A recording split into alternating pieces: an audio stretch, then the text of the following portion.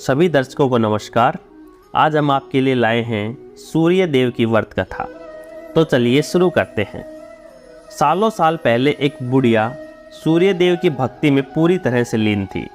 वो हर रविवार को सुबह स्नान करके घर के आंगन को गोबर से अच्छी तरह लिपाई करके सूर्य देव की पूजा करती थी। फिर सूर्य देव के लिए व्रत रखकर शाम को उन्हें भोग लगाने के बाद भोजन करती थी। उस बुढ़िया की भक्ति भावना से सूर्य देव काफ़ी प्रसन्न थे और भगवान की कृपा से उस बुढ़िया को किसी तरह की परेशानी नहीं होती थी। उस बुढ़िया की खुशी और संपन्नता को देखकर उसकी पड़ोसन को जलन होने लगी। वह बुढ़िया अपनी पड़ोसन के आंगन में बंधी गाय के गोबर से ही आंगन लिपा करती थी।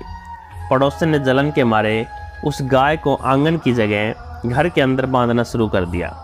अब अगले रविवार को सुबह बुढ़िया को सूर्य देव की पूजा के लिए घर गाय का गोबर नहीं मिला, जिस कारण वे सूर्य देव की पूजा नहीं कर पाई और पूरे दिन खुद भी भूखी रही।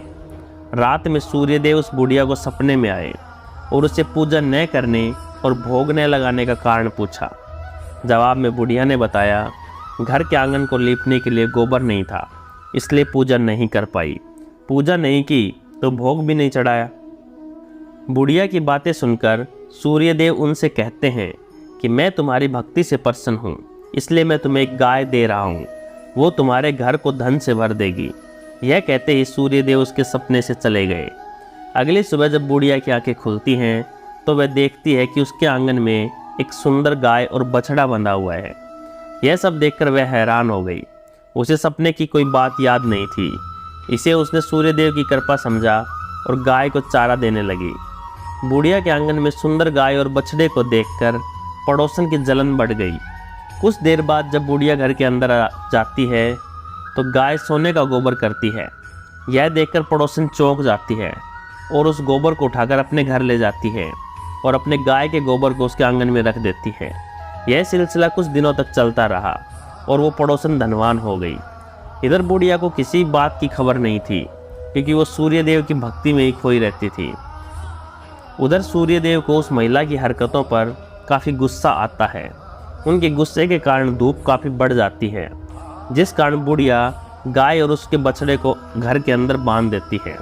उसी रात आंधी चलने लगती है, इसलिए वह गाय और बछड़े को आंगन में नहीं निकालती है। रात भर गाय घर के अंदर ही बंधी रही। सुबह जैसे ही बुढ़िया की नींद खुलती है तो वो सोने का गोबर देखकर हैरान हो जाती है। उस दिन के बाद से रोजाना वो गाय को घर के अंदर बांधने लगी। गाय के सोने के गोबर से बुढ़िया धनवान हो गई, जिसे देखकर पड़ोसन को और जलन होने लगी। पड़ोसन ने जलन के मारे सोने का गोबर देने वाली गाय के बारे में उस नगर के राजा को बता दिया। राजा को जैसे ही सोने का गोबर देने वाली गाय का पता चला तो उन्होंने तुरंत सैनिकों को भेजकर उसे महल लाने के लिए कहा। जब सैनिक बुढ़िया के घर पहुंचते हैं तब वह सूर्य देव को भोग लगाकर खुद भोजन के लिए निवाला उठाने ही वाली थी कि तभी सैनिक गाय और बछड़े की रस्सी खोलकर उन्हें अपने साथ लेके जाते हैं। बुढ़िया उनसे गाय और बछड़े को न ले जाने की प्रार्थना करती है, लेकिन राजा के सैनिक बुढ़िया की एक भी नहीं सुनते हैं। कुछ ही देर में सैनिक गाय को राजा के पास ले जाते हैं।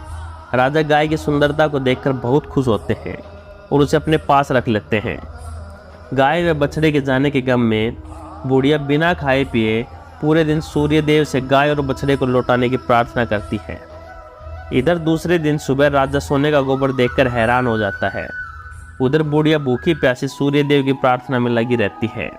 बुढ़िया की तकलीफ देखकर सूर्य देव अगली रात राजा के सपने में आकर कहते हैं कि अगर तुमने इस गाय और बछड़े को नहीं लौटाया तो तुम्हारे राज्य पर संकट आ जाएगा, तुम्हारी धन संपत्ति सब नष्ट हो जाएगी। सूर्य देव की बातें सुनकर राजा की नींद टूट जाती है।